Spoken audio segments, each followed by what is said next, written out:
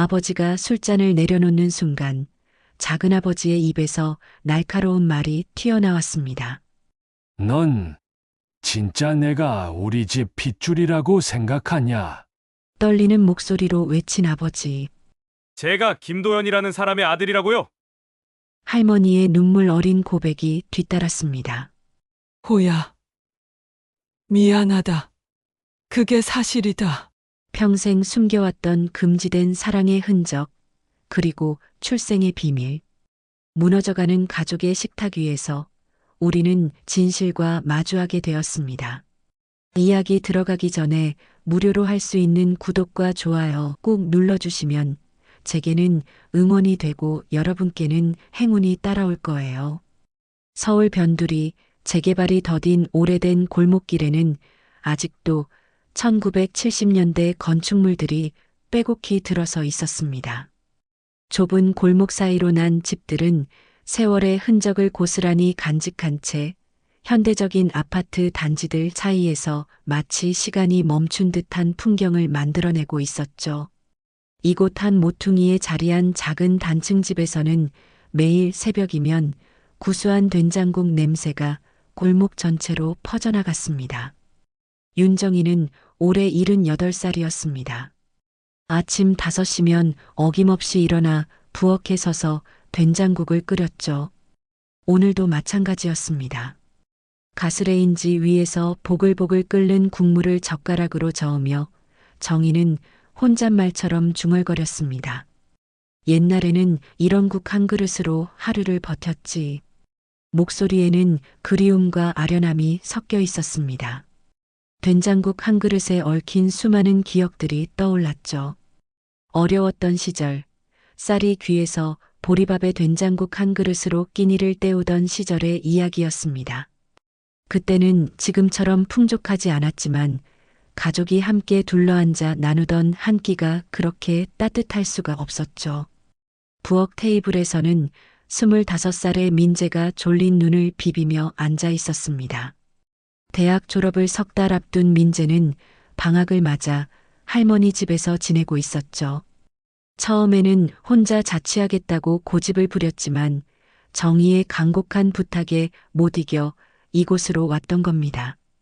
친구들은 모두 취업 준비로 바쁜 시기였지만 민재는 할머니와 보내는 이 시간이 나쁘지 않다고 생각했습니다.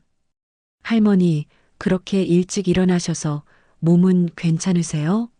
민재의 걱정 어린 목소리에 정희는 웃음을 지으며 답했습니다.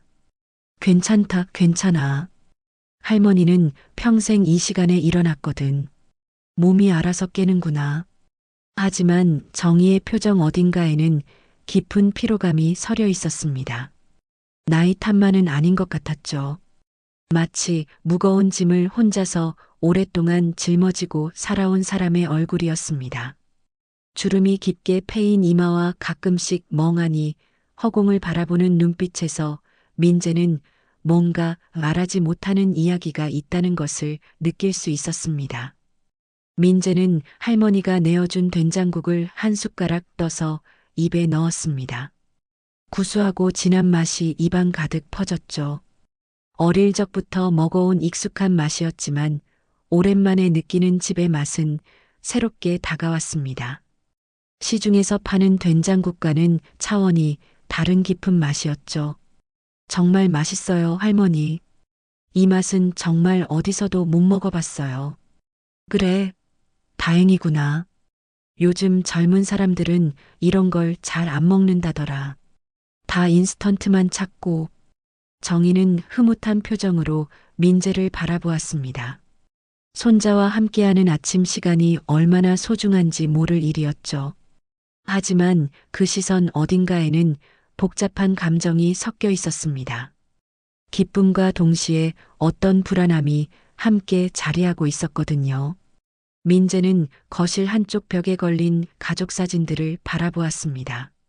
할머니와 아버지, 그리고 민재 자신이 찍은 사진들이 시대순으로 걸려 있었죠. 아버지가 어렸을 때부터 지금까지의 모습이 차례대로 이어져 있었습니다. 그런데 이상했습니다. 어떤 사진에서든 빠져 있는 누군가가 있는 것 같은 느낌이 들었거든요. 마치 의도적으로 누군가를 지운 듯한 어색함이 있었습니다. 할머니, 우리 가족 사진 보니까 뭔가 어색한 느낌이 드는데, 민재의 말에 정희의 손이 살짝 멈췄습니다. 된장국을 젓던 젓가락을 놓고 민재를 바라봤죠. 눈빛의 순간 당황스러운 기색이 스쳤습니다. 어색하다니? 무슨 말이냐? 뭔가 비어있는 자리가 있는 것 같아요. 설명하기 어렵지만 누군가 빠진 것 같은 느낌이에요. 정희는 잠시 말없이 민재를 바라보다가 다시 국을 젓기 시작했습니다. 손이 미묘하게 떨리고 있었죠. 그냥 내 착각일 거다. 우리 가족은 원래 이렇게 살았어. 다른 사람은 없었다. 하지만 정희의 목소리에는 미묘한 떨림이 있었습니다. 민재는 그것을 놓치지 않았죠. 할머니가 뭔가를 숨기고 있다는 직감이 들었습니다. 그리고 그 무언가는 단순한 비밀이 아닌 것 같았습니다. 창밖으로는 골목을 오가는 사람들의 발자국 소리가 들렸습니다. 출근 시간이 다가오고 있었죠. 아침 햇살이 창문 사이로 비쳐들어와 부엌을 밝게 만들었지만 이 집안의 분위기는 왠지 무겁게 느껴졌습니다. 시간은 마치 다른 곳보다 천천히 흘러가는 것 같았죠. 민재는 다시 한번 가족 사진들을 자세히 바라보았습니다. 분명히 뭔가가 빠져 있었습니다. 누군가의 흔적이 지워진 것 같은 느낌, 의도적으로 감춰진 무언가가 있다는 확신이 점점 강해졌죠.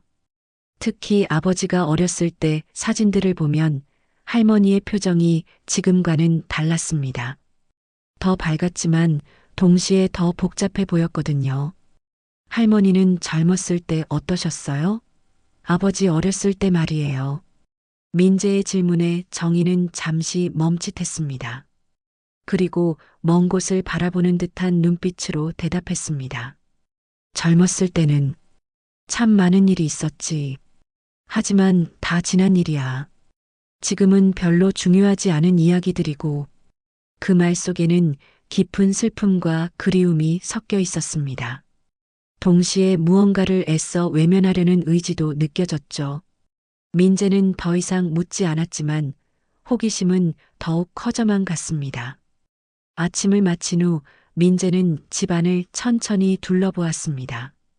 오래된 가구들과 낡은 물건들이 가득한 이 집에는 분명히 숨겨진 이야기가 있을 것 같았습니다.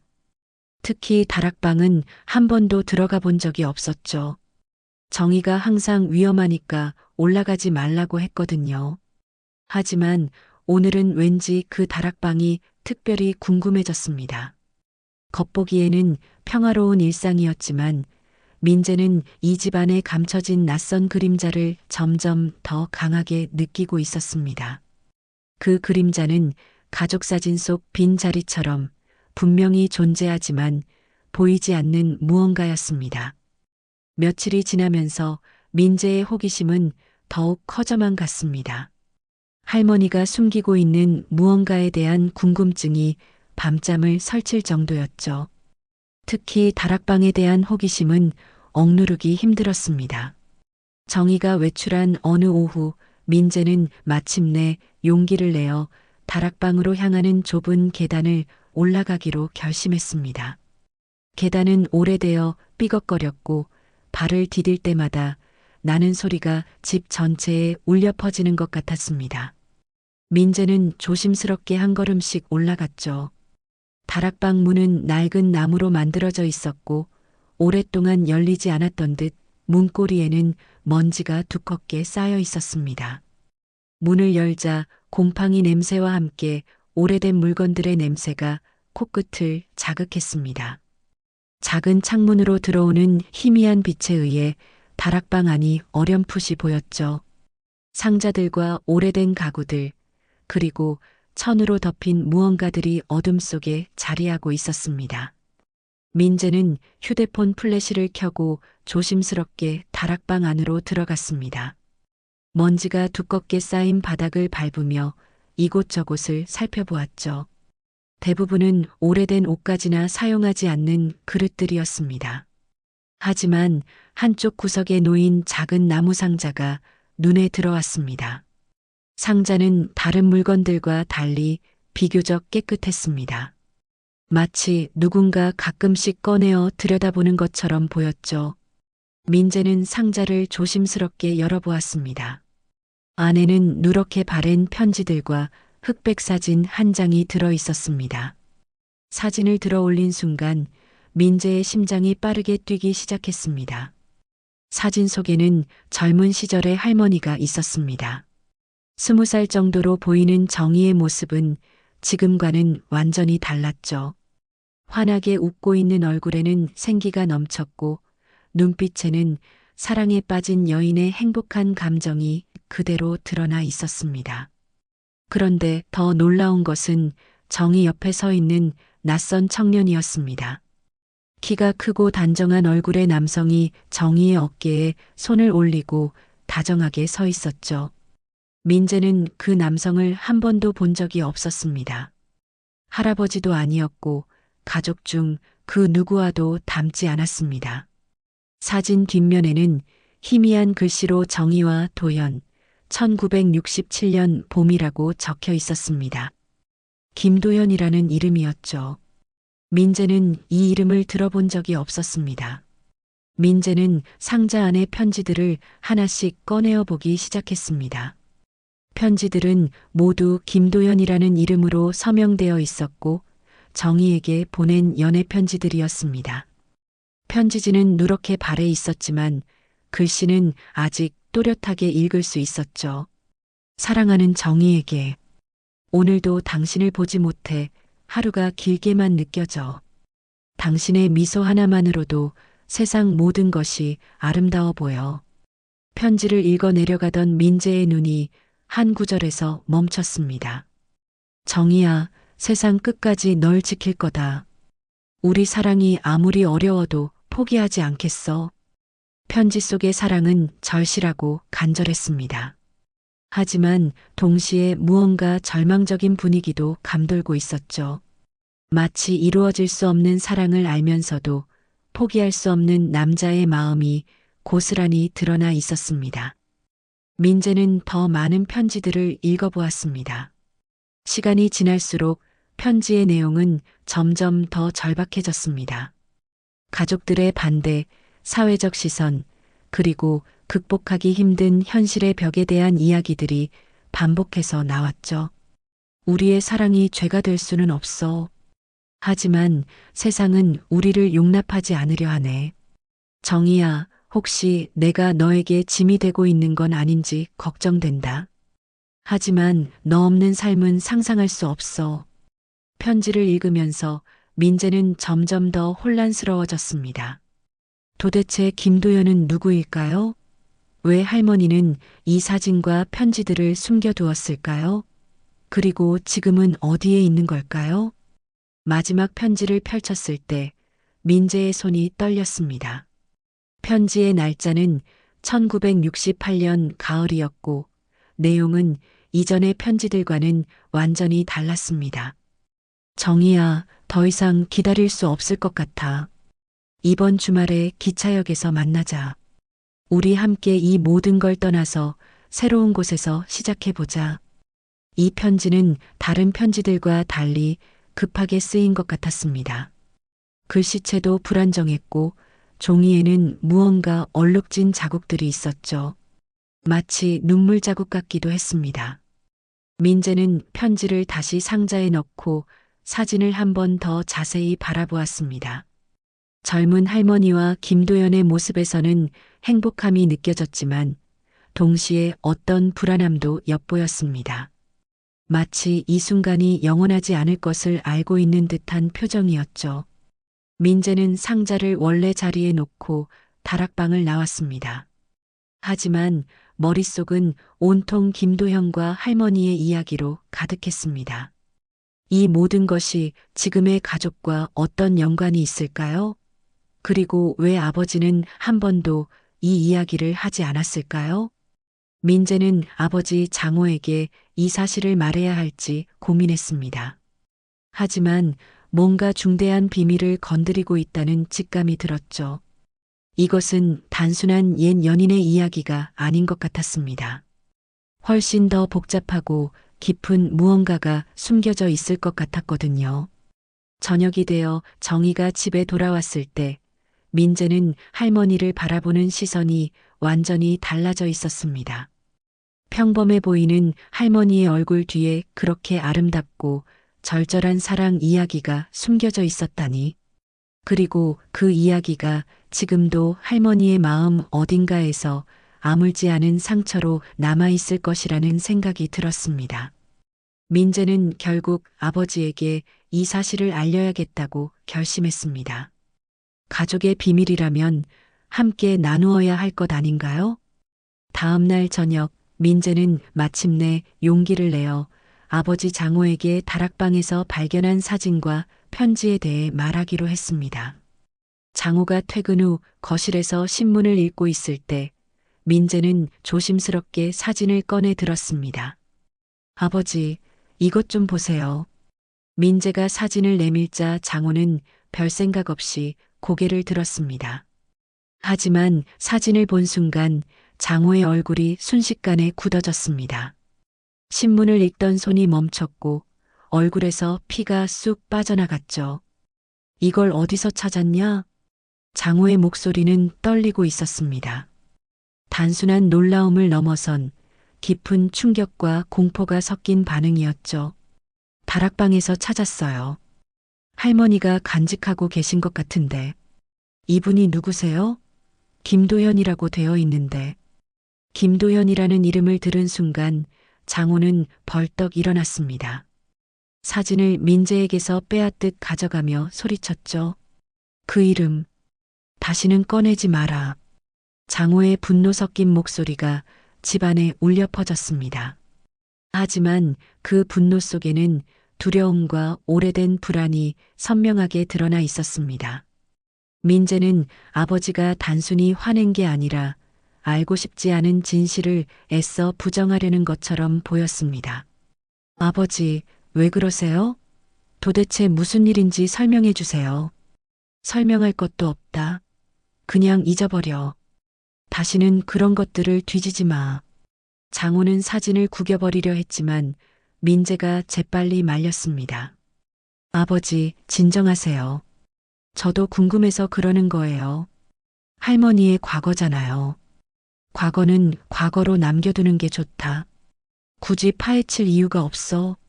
하지만 장호의 반응은 오히려 민재의 호기심을 더욱 자극했습니다. 분명히 이 뒤에는 단순하지 않은 이야기가 숨어 있을 것 같았거든요. 이튿날 민재는 동네 노인정에 들렀습니다. 할머니와 비슷한 나이대의 어르신들이 모여 화투를 치거나 이야기를 나누고 있었죠. 민재는 정중하게 인사를 드리고 한쪽에 앉아서 대화에 귀를 기울였습니다. 요즘 젊은 사람이 여기 웬일이냐? 한 할아버지가 민재에게 말을 걸었습니다. 정희 할머니 손자예요. 할머니에 대해 알고 싶은 게 있어서요. 아, 정희 씨 손자구나. 그럼 대학생이지? 네, 맞습니다.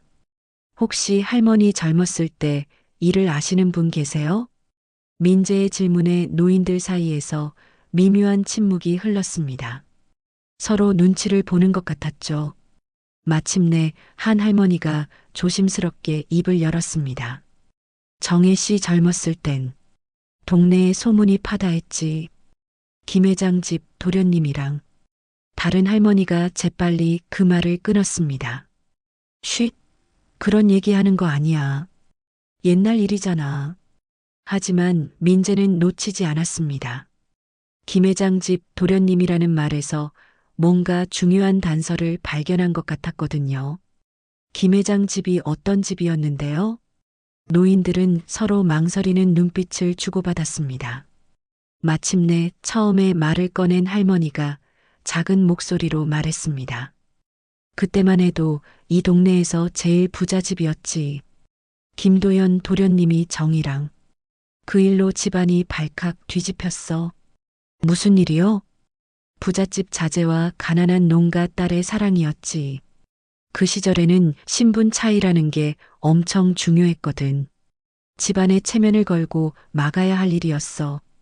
민재는 드디어 상황을 이해하기 시작했습니다. 1960년대 말 산업화 초창기였던 그 시절에는 계급 의식이 지금보다 훨씬 강했을 것입니다. 부잣집 도련님과 가난한 집딸의 사랑은 사회적으로 용납되기 어려운 일이었겠죠. 그럼 두 분은 어떻게 되었나요? 노인들의 표정이 어두워졌습니다. 한 할아버지가 한숨을 쉬며 말했습니다. 도연이 그 애는 안타까운 일을 당했지. 교통사고로 세상을 떠났어. 언제요? 1968년 가을이었나? 정확히는 기억 안 나지만 결혼 준비를 하던 중이었어. 정이랑 도연이가 몰래 약속을 했다고 했는데 민재의 가슴이 철렁 내려앉았습니다. 다락방에서 본 마지막 편지의 날짜와 일치했습니다. 기차역에서 만나자던 그 편지 말입니다. 혹시 그 사고가 자세한 건 모르겠어. 그때는 지금처럼 뉴스가 자세하지도 않았고 그냥 불행한 사고라고만 알려졌지. 하지만 할머니의 눈빛에서 민재는 뭔가 더 복잡한 사정이 있었을 것이라는 느낌을 받았습니다. 정희 씨는 그 일 이후로 완전히 달라졌어. 한동안 말도 제대로 안 하고 집에만 틀어박혀 있더라고. 그러다가 나중에 결혼하신 거겠네요. 노인들이 다시 서로 눈치를 보았습니다. 이번에는 더욱 조심스러운 분위기였죠. 그건 복잡한 이야기야. 내가 알 필요는 없을 것 같은데. 민재는 더 이상 묻지 않았지만 뭔가 중대한 비밀이 더 숨어 있다는 확신이 들었습니다. 할머니와 김도연의 이야기는 단순한 비극적 사랑 이야기가 아닌 것 같았거든요. 집으로 돌아가는 길에 민재는 머릿속으로 퍼즐 조각들을 맞춰보려 했습니다. 금지된 사랑, 부잣집과 가난한 집의 갈등, 그리고 의문스러운 교통사고, 그리고 아버지의 과도한 반응. 이 모든 것들이 어떻게 연결되어 있는 걸까요? 특히 마지막 편지의 내용이 계속 머릿속을 맴돌았습니다. 이번 주말에 기차역에서 만나자. 우리 함께 이 모든 걸 떠나서 새로운 곳에서 시작해보자. 도연과 정희는 사랑의 도피를 계획하고 있었던 것 같았습니다. 그런데 그 직전에 사고가 났다고 했습니다. 민재는 이것이 단순한 우연의 일치일까 하는 의문을 품기 시작했습니다. 혹시 누군가 그들의 계획을 알고 있었던 건 아닐까요? 그리고 그 사고는 정말 단순한 불행이었을까요? 집에 도착했을 때 민재는 아버지에게 노인정에서 들은 이야기를 해야 할지 고민했습니다. 하지만 어제의 격렬한 반응을 생각하면 쉽게 말을 꺼낼 수가 없었죠. 그날 밤 민재는 잠들지 못하고 뒤척였습니다. 젊은 할머니와 김도연의 사진이 계속 떠올랐거든요. 그들의 행복했던 모습과 비극적인 결말 사이에는 분명히 더 많은 이야기가 숨어 있을 것이었습니다. 민재는 결심했습니다. 이 이야기의 진실을 끝까지 파헤쳐 보겠다고 말이죠. 가족의 진실을 위해서 말입니다. 민재는 노인정에서 들은 이야기가 머릿속에서 떠나지 않았습니다. 김도연의 죽음이 정말 단순한 사고였을까 하는 의문이 계속 들었거든요. 며칠 뒤 민재는 시립도서관으로 향했습니다. 그 시절의 신문 기사를 찾아보면 뭔가 단서를 발견할 수 있을 것 같았습니다. 도서관의 고서 자료실에는 1960년대부터의 신문들이 마이크로필름으로 보관되어 있었습니다. 사서의 도움을 받아 1968년 가을 신문들을 하나씩 찾아보기 시작했죠. 며칠에 걸쳐 꼼꼼히 살펴본 결과 마침내 작은 기사 하나를 발견할 수 있었습니다. 김도연 군 교통사고로 요절. 약혼 직후 불행한 사고. 기사는 생각보다 짧았습니다. 단 몇 줄로 김도연의 죽음을 다루고 있었죠. 23세 나이로 세상을 떠난 김도연은 지역 유지의 아들이었고 최근 약혼을 발표한 직후였다고 되어 있었습니다. 사고는 시외로 나가는 길에서 발생했다고 했습니다. 하지만 기사에서 이상한 점을 발견했습니다. 약혼자의 이름이 윤정이가 아닌 다른 여성의 이름으로 되어 있었던 것입니다. 박영숙이라는 이름이었죠. 민재는 혼란스러웠습니다. 그렇다면 할머니와 김도연의 관계는 무엇이었을까요? 민재는 더 자세한 정보를 찾기 위해 그 시기에 다른 신문들도 뒤져보았습니다. 며칠 뒤 날짜의 신문에서 작은 사회면 기사를 하나 더 발견했습니다. 지역 명문가의 숨겨진 스캔들. 약혼 발표 후 의문의 사고사. 이 기사는 좀 더 자세했습니다. 김도연이 가문의 뜻에 따라 박영숙과 약혼을 했지만 실제로는 다른 여성과 깊은 관계에 있었다는 소문이 있었다고 했습니다. 그리고 사고 당일 김도연은 누군가와 함께 기차역으로 향하고 있었다고 되어 있었죠. 민재의 심장이 빠르게 뛰기 시작했습니다. 다락방에서 본 마지막 편지의 내용과 정확히 일치했습니다. 이번 주말에 기차역에서 만나자. 김도연은 정말로 할머니와 함께 도망치려 했던 것 같았습니다. 기사를 더 읽어보니 사고의 정황도 의심스러웠습니다. 김도연이 탄 차는 커브길에서 중앙선을 넘어 마주오던 트럭과 충돌했다고 되어 있었습니다. 하지만 그날 날씨는 맑았고 김도연은 평소에 운전을 잘하는 것으로 알려져 있었다고 했습니다. 민재는 기사를 복사해서 집으로 돌아왔습니다. 집에 도착하자 할머니가 저녁 준비를 하고 있었죠. 평소와 다름없는 모습이었지만 이제 민재의 눈에는 완전히 다르게 보였습니다. 할머니, 저 잠시 이야기 좀 할까요? 민재는 조심스럽게 말을 꺼냈습니다. 무슨 이야기? 다락방에서 찾은 사진 말이에요. 김도연이라는 분에 대해서요. 정희의 손이 잠시 멈췄습니다. 당근을 썰고 있던 칼을 내려놓고 민재를 바라봤죠. 그런 걸 왜 뒤지고 다니니? 궁금해서요. 그분이 할머니에게 어떤 분이었는지. 정희는 한참 동안 말없이 민재를 바라보았습니다. 그리고 깊은 한숨을 쉬며 말했습니다. 그 사람은 내 첫사랑이었다. 하지만 이루어질 수 없는 사랑이었지. 왜요? 신분이 달랐거든. 그 사람은 부잣집 도련님이었고 난 가난한 농가의 딸이었어. 그때는 지금과 달랐다. 그런 사랑은 용납되지 않았지. 정희의 목소리에는 깊은 슬픔이 배어 있었습니다. 그런데 사고를 당하셨다고 들었어요. 그래. 도연이는 나와 함께 떠나려고 했었어. 하지만 그날 정희의 목소리가 떨렸습니다. 오래된 상처가 다시 아물어지는 것 같았죠. 할머니, 혹시 그 사고가 단순한 사고가 아니었던 건 아닐까요? 민재의 질문에 정희는 깜짝 놀란 표정을 지었습니다. 무슨 말이냐? 도서관에서 신문 기사를 봤는데 뭔가 이상한 점들이 많았어요. 민재는 복사해온 신문 기사를 정희에게 보여주었습니다. 기사를 읽는 정희의 얼굴이 점점 하얗게 변해갔죠. 이런 기사가 있었구나. 할머니도 처음 보시는 거예요? 그때는 신문을 볼 상황이 아니었어. 너무 충격이 커서. 정희는 기사를 다시 한번 천천히 읽어보았습니다. 그리고 작은 목소리로 중얼거렸습니다. 그날 도연이가 마지막으로 전화했을 때 무언가 불안해하는 것 같았어. 평소와 달리 말이야. 무엇 때문에요? 집안에서 우리 관계를 알아챈 것 같다고 했어.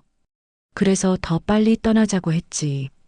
민재는 점점 더 확신이 들었습니다. 김도연의 죽음은 단순한 사고가 아닐 가능성이 높았습니다. 할머니, 혹시 그때 의심스러운 일은 없었나요? 누군가 할머니와 김도연님의 관계를 반대했다거나. 도연이 아버지는 극렬히 반대했지.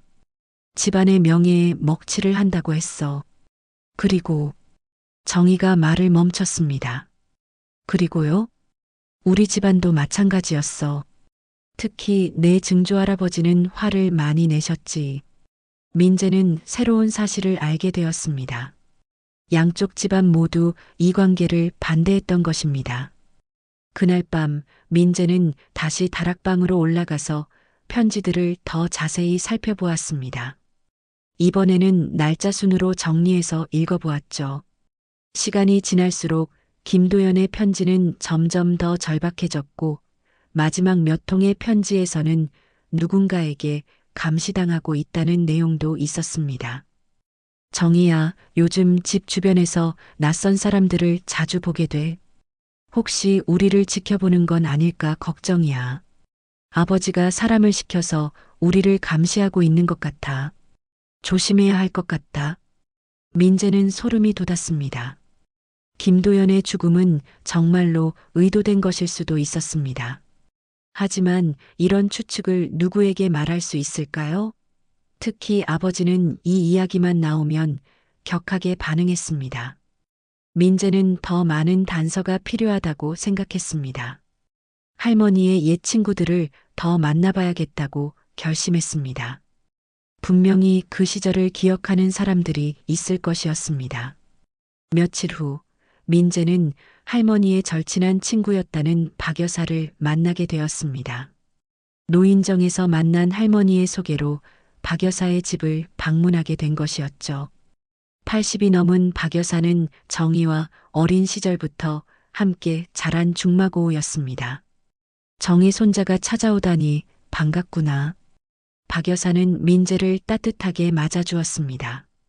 하지만 민재가 김도연에 대해 묻자 표정이 조심스러워졌습니다. 그 이야기를 왜 묻는 거냐? 할머니의 과거가 궁금해서요. 그리고 뭔가 숨겨진 게 있는 것 같아서요. 박 여사는 한참 동안 생각에 잠겼습니다. 그리고 깊은 한숨을 쉬며 입을 열었습니다. 정희와 도연이는 정말 목숨 걸고 사랑했단다. 하지만 그 길에 사고가 났지. 동네 사람들은 다 알았지만 공식적으로는 금기였어. 사고가 정말 우연이었을까요? 박 여사의 눈빛이 흔들렸습니다. 그때는 다들 의심했지. 너무 타이밍이 절묘했거든. 도연이가 정희와 떠나려던 바로 그날 말이야. 구체적으로 어떤 의심이었어요? 도연이 아버지가 사람을 시켜서 감시하고 있었다는 소문이 있었어. 그리고 그 사고 현장도 뭔가 이상했다고 했지. 박 여사는 주변을 둘러보더니 목소리를 낮췄습니다. 도연이 차에 브레이크 흔적이 없었다고 하더라. 그런데 그렇게 급한 커브에서 브레이크도 밟지 않고 중앙선을 넘는다는 게 말이 되냐? 민재의 등골이 오싹해졌습니다. 그럼 정말로 확실한 건 아니야. 하지만 당시 경찰 조사도 대충 끝났어. 김가에서 압력을 넣었다는 소문도 있었고 박 여사는 계속해서 그날의 상황을 들려주었습니다.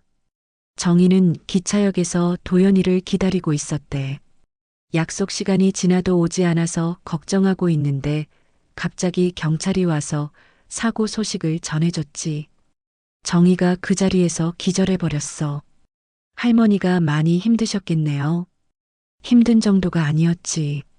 한 달 넘게 밥도 제대로 못 먹고 말도 안 하고 우리 모두가 걱정했어.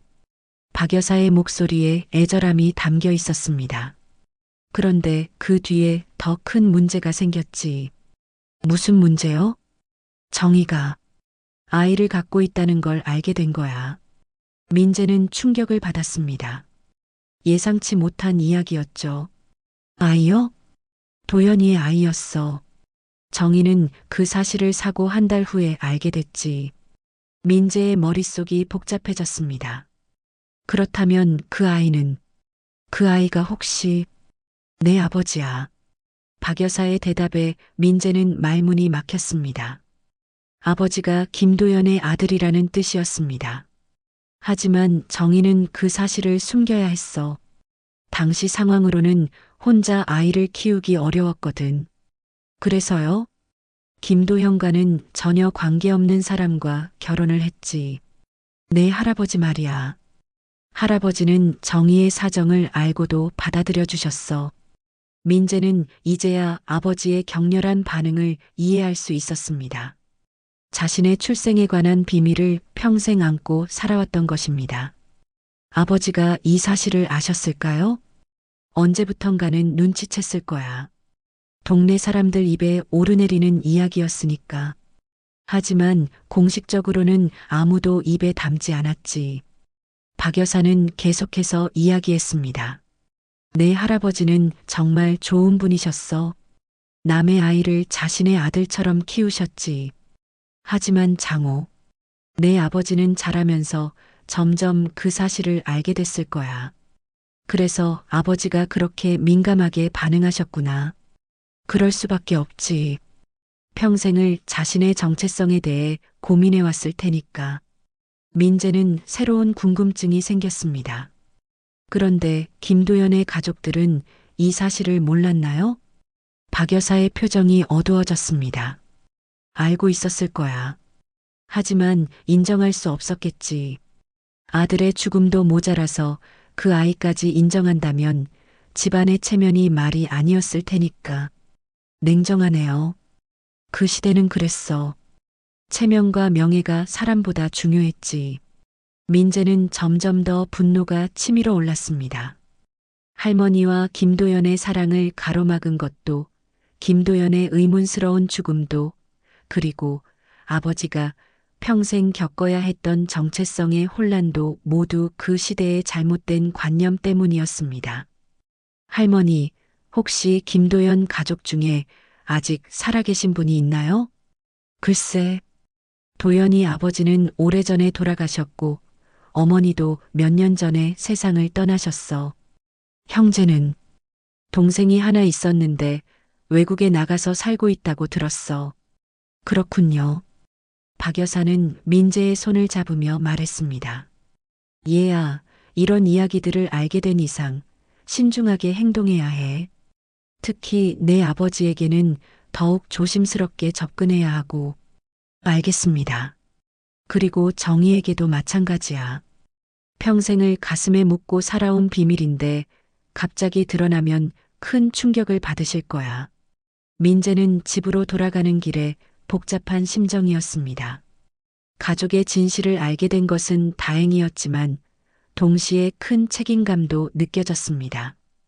이 비밀을 어떻게 다뤄야 할지, 특히 아버지에게 어떻게 말해야 할지 고민되었습니다. 집에 도착했을 때 아버지 장호가 거실에서 텔레비전을 보고 있었습니다. 평소와 다름없는 모습이었지만 이제 민재의 눈에는 완전히 다르게 보였습니다. 평생을 자신의 출생에 대한 비밀을 안고 살아온 아버지의 마음이 어떨지 상상조차 할 수 없었습니다. 민재는 결심했습니다. 이 문제를 더 이상 혼자서 안고 있을 수는 없다고. 하지만 조심스럽게 접근해야 한다는 박 여사의 조언을 명심하기로 했습니다. 박 여사와의 충격적인 대화 이후 며칠이 지났지만 민재는 여전히 혼란스러웠습니다. 아버지가 김도연의 아들이라는 사실, 그리고 그 모든 비밀이 평생에 걸쳐 가족을 짓눌러 왔다는 것을 알게 되었지만 어떻게 이 문제를 해결해야 할지 막막했습니다. 그러던 어느 일요일 저녁 큰아버지 댁에서 친척 모임이 있었습니다. 정희와 장호 그리고 민재까지 함께 참석했죠. 평소와 달리 분위기가 어색했습니다. 특히 장호의 작은아버지인 삼촌이 유난히 술을 많이 마시고 있었거든요. 사실 삼촌은 예전부터 장호에 대해 복잡한 감정을 갖고 있었습니다. 형의 아들이지만 유독 장호만 대학까지 나오고 좋은 직장에 다니게 된 것에 대한 질투심이 있었죠. 게다가 형수인 정희도 장호를 특별히 아끼는 것 같아 보여서 더욱 그랬습니다. 무엇보다 동네에서 돌던 소문들을 알고 있었기 때문에 장호를 볼 때마다 복잡한 심정이었습니다. 장호는 참 운이 좋아. 삼촌이 술잔을 기울이며 장호를 바라보았습니다. 그 시선에는 평소와 다른 날카로움이 있었습니다. 무슨 소리예요? 아들도 명문대 나오고 본인도 대기업 다니고 우리 집하고는 비교가 안 되지. 장호는 불편한 기색을 보였습니다.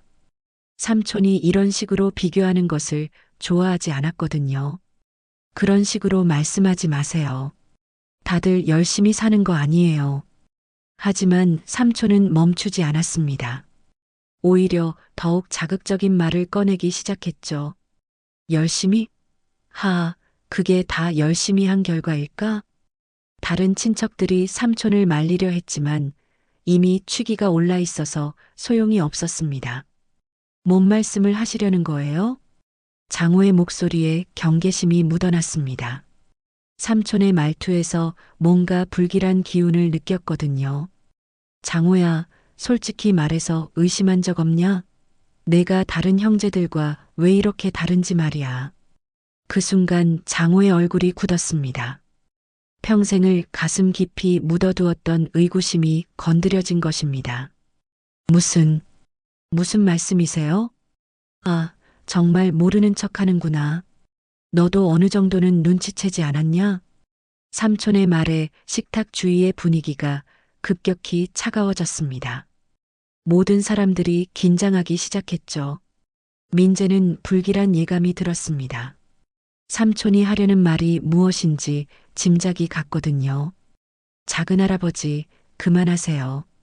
민재가 조심스럽게 말렸지만 작은 할아버지는 이미 돌이킬 수 없는 지점까지 와 있었습니다. 왜 그만해? 이제 와서 숨길 필요도 없잖아. 어차피 동네 사람들은 다 아는 이야기인데. 정희가 삼촌을 바라보며 간절한 눈빛을 보냈지만 소용이 없었습니다. 형수님도 이제 말씀하셔야죠. 언제까지 숨기실 건가요? 뭘 숨긴다는 거예요?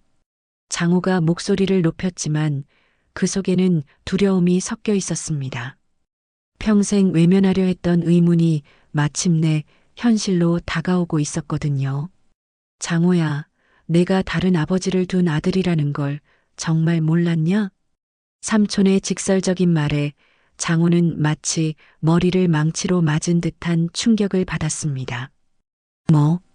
뭐라고요? 김도현이라는 이름 들어본 적 없냐?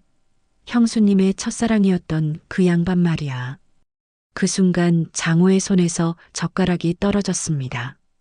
얼굴에서 핏기가 완전히 사라졌죠. 그게 무슨 말씀이세요? 내가 그분의 아들이라는 얘기야. 우리 형님. 그러니까 너를 키워주신 분은 진짜 아버지가 아니었던 거지. 장호는 마치 세상이 무너지는 것 같은 충격을 받았습니다. 평생을 어렴풋이 의심해왔던 일이 마침내 확정적인 현실로 다가온 것입니다. 아니에요. 그럴 리가 없어요. 그럴 리가. 장호는 중얼거리며 고개를 저었습니다. 하지만 내심으로는 이미 알고 있었습니다. 어린 시절부터 느껴왔던 미묘한 차이, 다른 가족들과는 다른 외모, 그리고 동네 사람들의 이상한 시선들이 모두 이것 때문이었다는 것을. 어머니, 장호가 떨리는 목소리로 정희를 바라봤습니다. 어머니, 사실이에요? 정희는 눈물을 글썽이며 고개를 숙였습니다. 더 이상 숨길 수 없다는 것을 알았거든요. 호야, 대답해 주세요. 제가 정말 김도연이라는 분의 아들인가요? 장호의 절규에 가까운 소리가 집안을 가득 메웠습니다. 정희는 오랜 침묵 끝에 고개를 끄덕였습니다. 미안하다, 호야. 평생 숨기고 살려고 했는데. 그 순간 장호는 완전히 무너져 내렸습니다. 그럼 제 삶은 거짓이었단 말입니까? 제가 누구인지도 모르고 지금까지 살아온 거란 말입니까? 민재는 아버지의 어깨에 손을 올렸습니다. 아버지, 민재야, 너도 알고 있었냐? 장호가 배신감 어린 눈빛으로 민재를 바라봤습니다. 최근에 알게 됐어요. 하지만 어떻게 말씀드려야 할지. 장호는 주먹으로 식탁을 내리쳤습니다. 평생을 속고 살았구나. 제가 누구인지도 모르고. 삼촌은 여전히 멈추지 않았습니다. 이제라도 알게 된 게 다행이지. 언제까지 모르고 살 수는 없잖아. 내가 누구 아들인진 다 알잖아. 피는 못 속여. 그 말에 장호의 마지막 자제력마저 무너졌습니다. 제발 그만해 주세요. 장호의 절망적인 목소리가 온 집안에 울려 퍼졌습니다. 그날 밤 집으로 돌아온 후 장호는 방에 틀어박혀 나오지 않았습니다. 정희는 거실에 혼자 앉아 눈물을 흘리고 있었고 민재는 어떻게 해야 할지 막막했습니다. 가족이 완전히 흩어져 버린 것 같았거든요. 며칠 동안 집안의 분위기는 최악이었습니다. 장호는 출근도 하지 않고 방에서만 지냈고 정희는 식사 준비조차 제대로 하지 못했습니다. 민재는 두 사람 사이에서 어떻게 중재해야 할지 고민만 계속했죠. 일주일이 지난 어느 저녁 민재는 더 이상 이 상황을 방치할 수 없다고 생각했습니다. 아버지 방문을 두드렸지만 대답이 없었습니다. 조심스럽게 문을 열고 들어가니 장호가 창가에 앉아 멍하니 밖을 바라보고 있었습니다. 아버지, 민재야, 나 혼자 있게 해줘. 장호의 목소리는 지쳐 있었습니다. 이렇게 계속 있으실 수는 없잖아요. 그럼 어떻게 하라는 거냐? 내가 누구인지도 모르는데. 민재는 아버지 옆에 앉았습니다. 아버지, 저도 처음에는 충격이었어요. 하지만 생각해보니까 중요한 건 피가 아니라는 생각이 들어요. 무슨 말이냐? 아버지를 키워주신 분, 그러니까 할아버지가 아버지에게 진짜 아버지였잖아요. 김도연이라는 분은 아버지를 낳기만 했을 뿐이에요.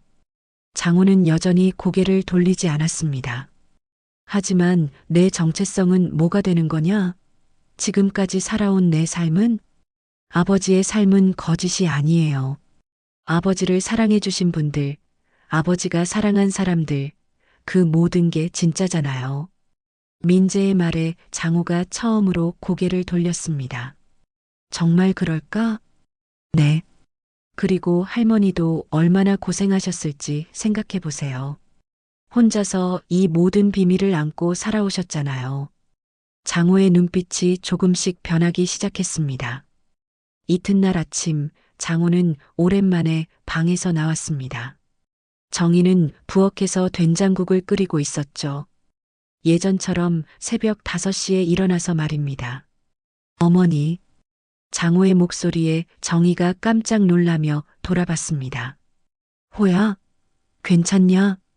어머니와 이야기를 해야겠어요. 두 사람은 거실에 마주 앉았습니다. 민재도 함께 자리했죠. 어머니, 김도연이라는 분에 대해 더 자세히 얘기해 주세요. 정희는 깊은 한숨을 쉬며 말을 시작했습니다. 도연이는 정말 좋은 사람이었어. 부잣집 도련님이었지만 전혀 거만하지 않았고 나 같은 가난한 집 딸도 진심으로 사랑해줬지. 그런데 왜 함께 할 수 없었나요?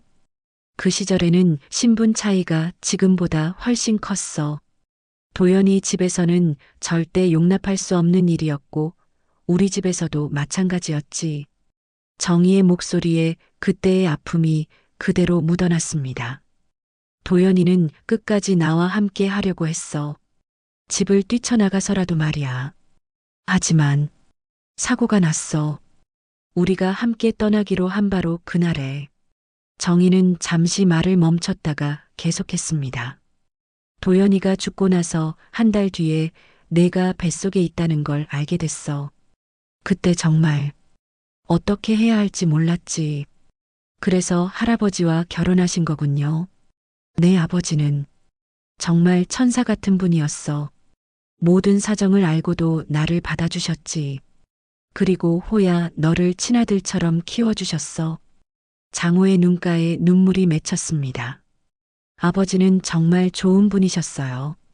저에게는 진짜 아버지였어요. 그래, 맞아. 피보다 더 중요한 게 있다는 걸 보여주신 분이지. 정희가 장호의 손을 잡았습니다. 호야, 내가 김도연의 아들인 건 맞지만 너를 키워주고 사랑해준 건 내 아버지였어. 그분이 내 진짜 아버지야. 장호는 오랫동안 침묵했습니다. 그리고 천천히 입을 열었습니다. 어머니, 그동안 원망도 많이 했어요. 왜 저에게 말해주지 않으셨는지, 왜 평생을 속이셨는지. 미안하다, 호야. 하지만 이제 알겠어요. 어머니가 얼마나 힘드셨을지. 장호가 정희의 손을 꽉 잡았습니다. 김도연이 제 생물학적 아버지일지도 모르지만 저를 사랑으로 키워주신 분은 우리 아버지였어요. 그 사실은 변하지 않아요. 정희는 눈물을 흘리며 고개를 끄덕였습니다. 며칠 후 장호는 마침내 용기를 내어 중요한 결정을 했습니다. 친척들이 다시 모인 자리에서 당당히 이야기하기로 한 것입니다. 작은아버지, 그리고 모든 가족분들께 말씀드리고 싶은 게 있어요. 모든 사람들이 장호를 바라봤습니다. 맞아요. 저는 김도연이라는 분의 생물학적 아들일지도 모릅니다. 친척들 사이에서 작은 술렁임이 일었습니다. 하지만 저를 키워주시고 가족이 되어주신 건 우리 아버지였어요. 그리고 이 집안이었고요. 장호의 목소리는 점점 확신에 차 있었습니다. 피가 다를 수도 있지만 사랑은 진짜였어요. 그리고 그게 더 중요하다고 생각해요. 작은아버지는 머쓱한 표정으로 고개를 숙였습니다. 장호야, 지난번에는 내가 너무했다. 괜찮아요. 오히려 고마워요. 덕분에 진실을 마주할 용기를 낼 수 있었거든요. 정희가 장호 옆에 서서 말했습니다. 호야가 누구의 아들이든 제 자식이라는 사실은 변하지 않아요. 그리고 이 가족의 소중한 일원이라는 것도 말이에요. 민재도 일어나서 말했습니다. 저희 가족을 지탱해온 건 피가 아니라 서로를 지켜온 마음이에요. 그리고 그게 가족의 진짜 의미라고 생각해요. 그 순간 방 안의 모든 사람들이 따뜻한 박수를 보냈습니다. 오랫동안 가족을 짓누르고 있던 비밀이 마침내 해결된 순간이었습니다. 장호는 어머니 정희를 꼭 껴안으며 말했습니다. 어머니, 이제는 가슴속 응어리를 내려놓으세요. 더 이상 혼자 짊어지지 마시고요. 정희의 눈가에 눈물이 흘렀지만 이번에는 슬픔의 눈물이 아니었습니다. 친척 모임에서 진실을 고백한 지 일주일이 지났습니다. 집안의 분위기는 전과 완전히 달라져 있었습니다. 더 이상 숨겨야 할 비밀이 없다는 것만으로도 모든 가족들의 마음이 한결 가벼워진 것 같았습니다. 장호는 다시 직장에 나가기 시작했고 정희는 예전처럼 새벽에 일어나 된장국을 끓였습니다. 하지만 예전과는 다른 점이 하나 있었습니다. 이제는 서로를 바라보는 시선이 훨씬 따뜻해졌다는 것입니다. 어느 화창한 일요일 오후 가족 3명은 거실에 함께 앉아 있었습니다. 민재는 할머니가 간직했던 옛 사진들을 꺼내어 보고 있었죠. 이제는 더 이상 숨겨야 할 이유가 없었으니까요. 할머니, 이 사진 속의 할머니는 정말 아름다우세요. 민재가 젊은 시절 정희와 김도연이 함께 찍은 사진을 보며 말했습니다. 그때는 참 예뻤지. 도연이가 항상 예쁘다고 해줬거든. 정희의 목소리에는 더 이상 아픔이 없었습니다. 오히려 그리움과 따뜻한 추억이 담겨 있었죠. 장호가 사진을 들여다보며 말했습니다. 이분이 제 친아버지군요. 그래. 도연이는 정말 훌륭한 사람이었어. 너도 그 사람을 닮은 면이 있지. 어떤 면이요? 착한 마음씨. 그리고 가족을 사랑하는 마음 말이야. 정희는 장호를 바라보며 미소를 지었습니다. 도연이도 가족을 무엇보다 소중히 여기는 사람이었어. 비록 우리와 함께할 수는 없었지만 마지막까지 나를 지키려고 했거든. 민재가 조심스럽게 물었습니다. 할머니는 김도연 할아버지를 아직도 사랑하세요?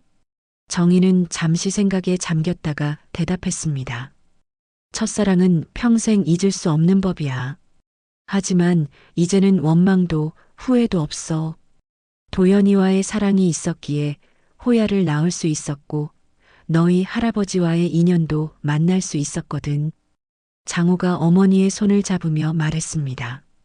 어머니, 그동안 정말 고생 많으셨어요. 혼자서 이 모든 걸 짊어지고 사시느라. 고생이 아니었어. 너희가 있었으니까 말이야. 정희는 장호와 민재를 번갈아 바라보며 계속 말했습니다. 도연이는 비록 일찍 세상을 떠났지만 호야라는 소중한 아들을 남겨주었어. 그리고 그 아들이 민재 같은 훌륭한 손자를 낳아주었고, 이제야 깨달았지. 이 모든 게 다 의미가 있었다는 걸. 민재는 할머니의 말을 들으며 가슴이 뜨거워졌습니다. 할머니, 저희도 이제야 진짜 가족이 된 것 같아요. 맞아. 비밀이 있을 때는 마음 한구석이 항상 무거웠는데 이제는 정말 편해졌어. 장호가 창밖을 바라보며 말했습니다. 아버지, 우리 아버지께서도 기뻐하실 것 같아요. 이렇게 가족이 화해하는 모습을 보시면. 그럼 당연히 기뻐하시지. 내 아버지는 평생 이 가족의 화목을 바라셨거든. 정희의 목소리에 깊은 감사가 묻어났습니다. 그때 민재가 갑자기 일어나더니 부엌으로 향했습니다. 민재야, 어디 가냐? 잠시만요. 뭔가 준비할 게 있어요. 잠시 후 민재는 작은 케이크를 들고 돌아왔습니다. 근처 빵집에서 급히 사온 것 같았죠. 이게 뭐냐? 새로운 시작을 축하하는 케이크예요. 우리 가족의 진짜 시작을 말이에요. 민재는 케이크에 작은 촛불을 꽂으며 말했습니다. 할머니, 아버지, 그리고 저.